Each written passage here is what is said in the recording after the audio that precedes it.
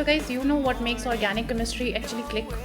So, it's when you stop memorizing and start seeing how reactions move, step by step, atom by atom. So, every arrow has a story, every shift has a reason, and once you get that rhythm, the reaction starts to talk to you. So, today's question isn't just about products, it's about why it happens. So, one question you'll understand so many topics, so it will open all the doors for you. So, almost all the mechanisms you will be able to crack it out. So, let's do it.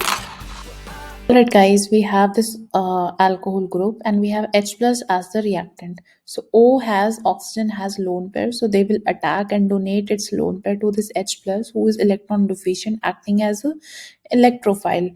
And this OH group is acting as a nucleophile, which is electron rich. So after donating electrons, oxygen has plus charge. So we all know that oxygen is an electronegative atom. So plus charge on that will not support it, so soon it will start to dissociate from that and behave like a H2O molecule and will dissociate after that.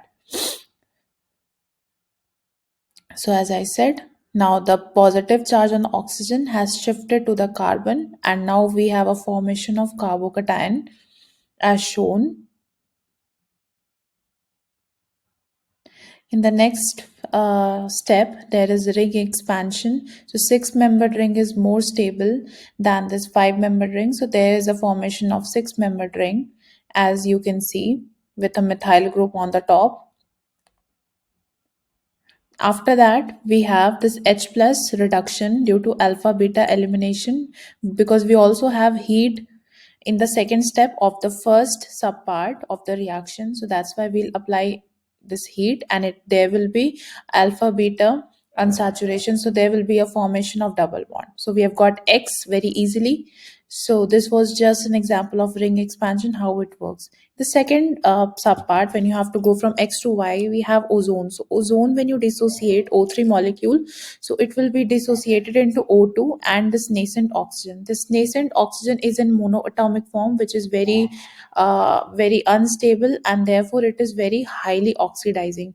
So on this double bond, alpha beta unsaturation bond of the X, there will be an ozonoid formation, which will be in like this way.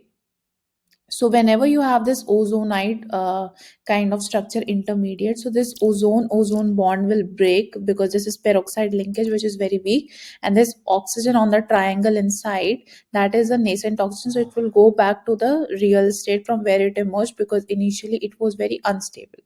So now there is a formation of carbonyl groups. So now it's a ring opening kind of variety that we can see. So this is Y. We have diketonic kind of system developed.